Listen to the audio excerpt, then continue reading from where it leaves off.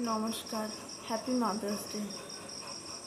মা এমন একটা জিনিস, যারা হয়েছেন, যারা মা আছেন এবং যারা মা হবেন, যারা বাচ্চাকে জন্ম দেবেন, তারা সেই জায়গাটা এখন বুঝতে পারে।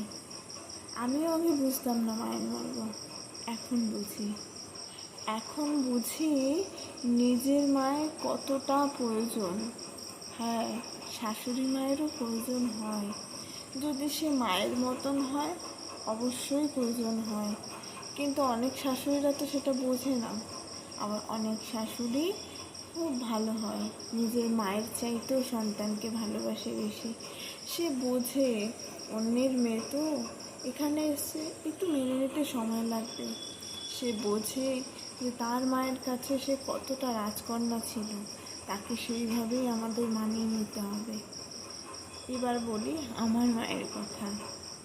আমার মা বিয়ের আগে হাজার বকতো, হাজার মারতো, তারপরেও দিনের শেষে বুকে টেনে নিত এবং আদর করত।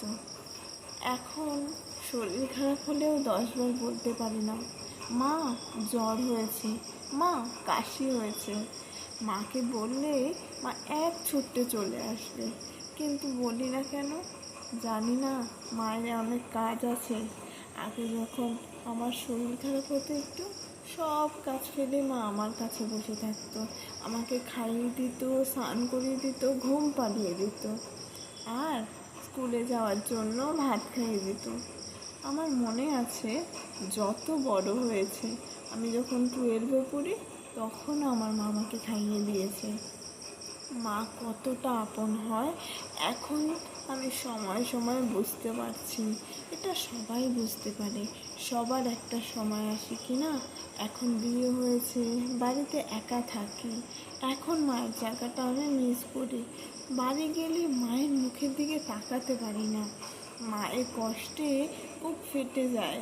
মা তখন কি করবে দিশা পায় না। আমাকে বলে, মনে থাকবি নাকি? আমি বলবো, না মা, বাড়ি চলে যাব রাতে। ও চলে যাবি? তখন মায়ের মুখটা ছোট্ট হয়ে যায়।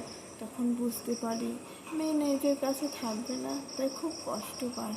যখন বলি মা আজকে থাকবো, কি রান্না করবে, কি খাবে, মেয়ে কি ভালোবাসে, এটাই ব্যস্ত হয়ে পড়ে।